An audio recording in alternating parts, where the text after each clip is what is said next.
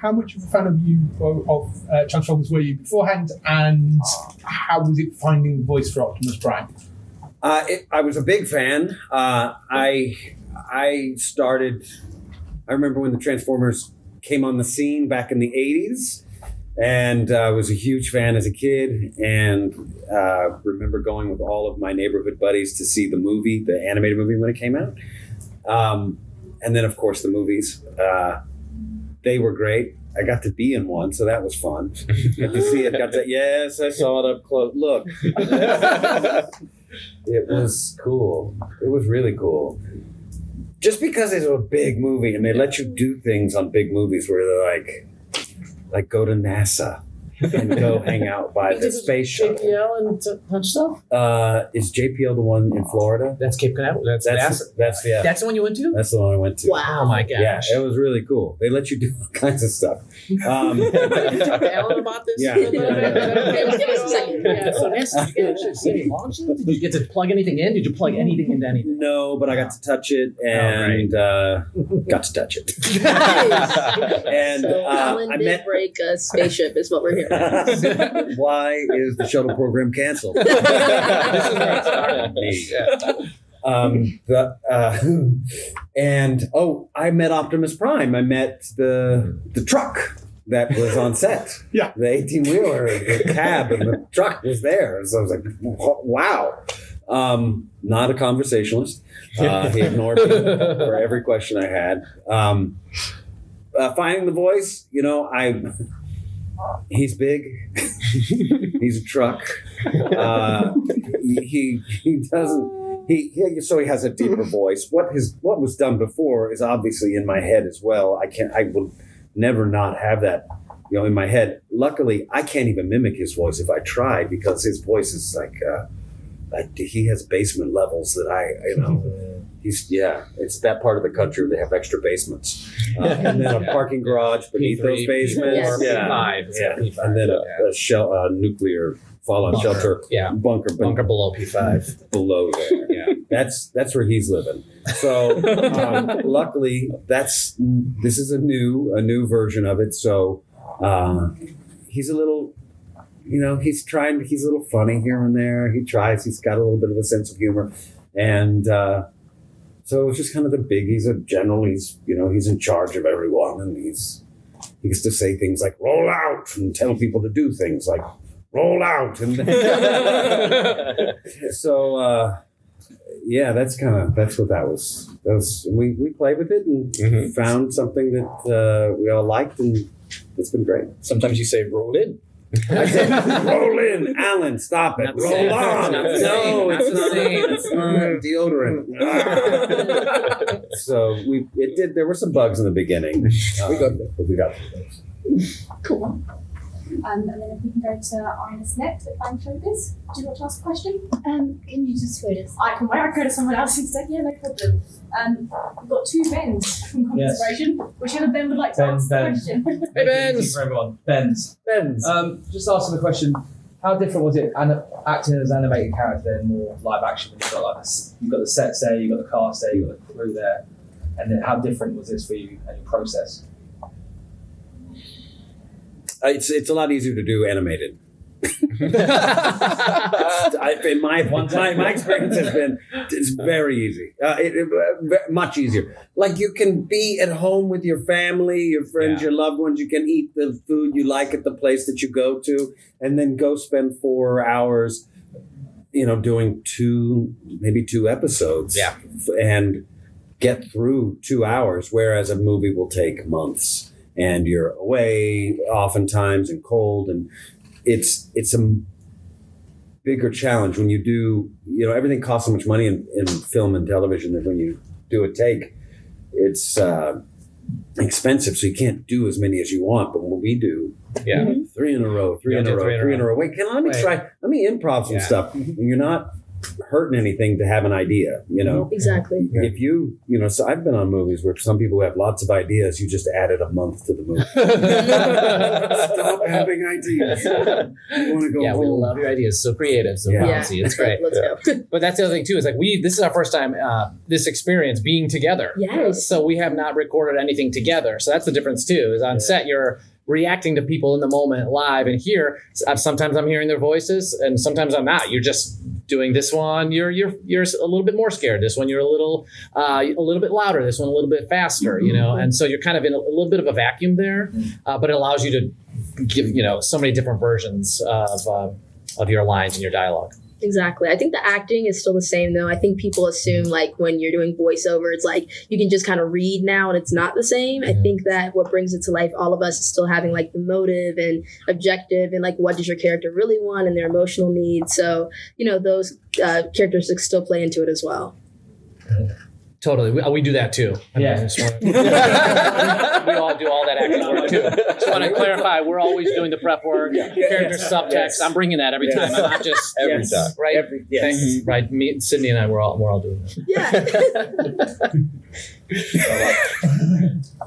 David, would you like to ask me a question? Yeah, sort of for Danny. So you've played iconic characters before with Huey Duck. Yes. How is it different coming to Bumblebee as well, knowing that there's so much history behind these characters and that you are not the first person to voice them? Yes, it's tremendously exciting to play such an iconic character. A character that I myself connected to as a child. My brother and I used to play with the toys and bash them together, sometimes throw them at each other. And that was exciting. And it was a way for us to express our relationship. It was a healthy way to communicate. But it was also a fun place to imagine, create, and go dive into these amazing worlds, right? Transformers gave us that opportunity to dive into this world. And so when this came about, I was just really excited because it was a chance to, in some ways go back, revisit my childhood, but this is a new version of it, a new take. And so I was relieved when I came in, and we also workshopped the voice a little bit. And, I had some ideas in my mind for how Bumblebee might be in this new version. Maybe I'm buzzing after every line. That didn't play. We ended up just going with my natural voice. And I think that probably was for the best. Yeah, for we everyone. lost a week though. Yeah. So that's where there was too many ideas. Again, it was very creative. Yeah. Love it. Great. Fantastic. But please. But it's really exciting. It's nice to bring this new generation. I have kids now, and I'm excited to kind of bring this version of Transformers to them and to play such a character that I love so much. Awesome. Nick, Advanced Television? So Sydney, Robin's a new character, I believe, right? Yes. So what's more pressure, introducing a new character, this decades-old franchise, or playing an iconic character that's existed for you? Watching the Transformers, movies, that's really how I came into the Transformers, franchise. And something I notice in the big movies is that there's always kind of a teen that feels left out, that feels that they don't really belong. And so they're brought into this world with the help of the Transformers. And so even though there's going to be a new iteration of that, I feel like it's still that same idea. Robby does not really feel welcome into this new town. He doesn't really want to be there. And so he gets to meet these Earthborn Transformers, and he gets this feeling of belonging and a sense of purpose. So I'm really excited for everyone to see that character arc. So you think she had the easier job? I don't know if anybody has easier. I think, yeah. It's really cool. I can't wait for you to see it. The show's about them. The show's about the family. That is the cool thing, is that in this version, it is sort of this new version, this extension, this new chapter where it becomes through their eyes and through, their eyes. And that's kind of a nice way to kind of enter this world, Europe? Okay. Erica, would you like to ask me a question?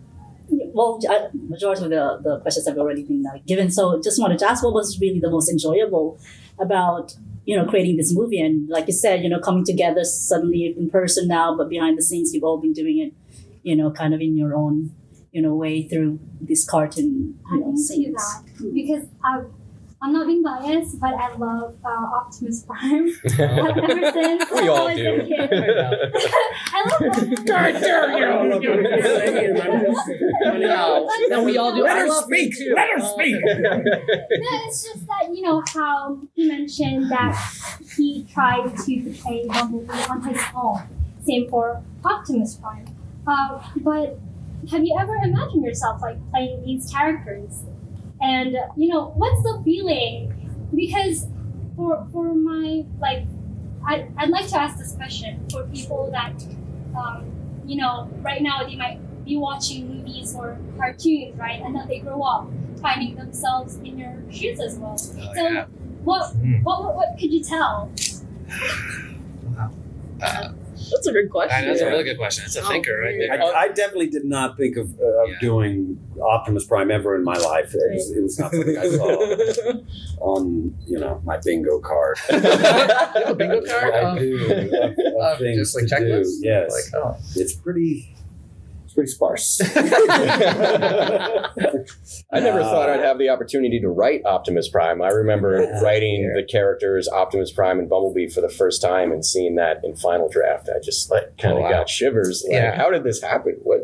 Where am I? Yeah, it is strange. It's an odd thing. Growing up a fan, it was a dream, and it's strange to pause and think about because there's a lot of work to be done. So I can't pause and think about it too long, but it's always a thrill. But that is an interesting thing to think about kids today or this generation, what the shows that they're watching, and thinking about maybe they're going to voice that next generation of it. And I think it's really cool. It's a nice surprise for me to be able to go back to my childhood in some ways, but in a fresh way, and also be re-inspired by that, connect with it.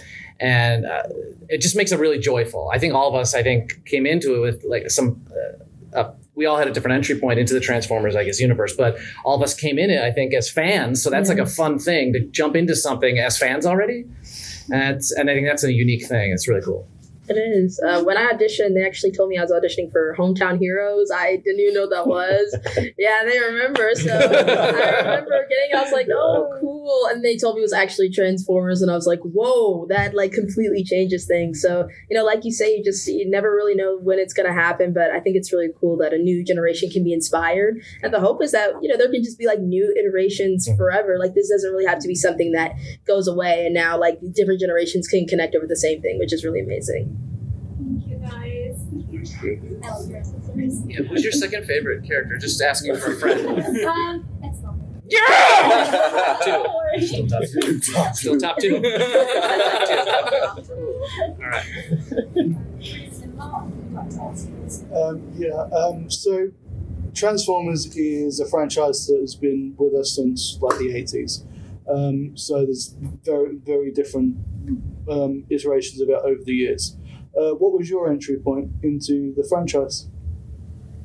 I was in the 80s. I was same time frame, playing with the toys with my brother. The 2007 Transformers movie, watching with my dad, that's really how we bonded. So hopefully we can bond over this as well, like such a full circle moment. In the early 90s for me, playing with the toys with my two brothers, Kyle and Jake, and then Beast Wars was the newest series that was airing at the time. So we were watching that weekly as well.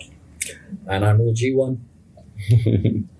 All G1. G1, old G1. G1 all day. G1. G1 all day. Old G1. We don't have a jazz in this one, do we? That was my favorite from the old G1. Jazz. We don't. Remember, Jazz was cool. We do. And who did the voice for Jazz? Wasn't it that? Scatman. Yeah. Who did The Shining, right? Yeah. Man, he was my favorite. Right after Optimus Prime. Take a note.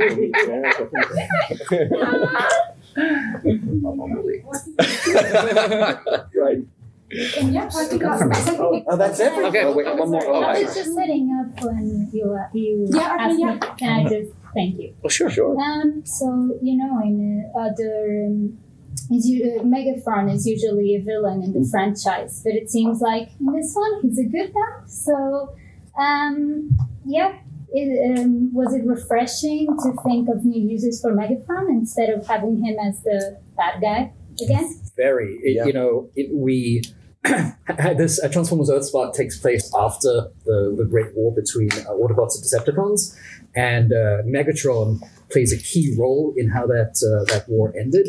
And it was really fun to explore some previous canon relationships that he's had with Optimus before the war started, and how would that relationship continue after the war. Yeah, exactly. We started with who is Megatron? Who has he always been? And where he is now isn't that different from where he was back on Cybertron when the whole Great War started. And it's just been really fun to play with. And he's voiced by Rory McCann, who is brilliant, and always love writing those scenes.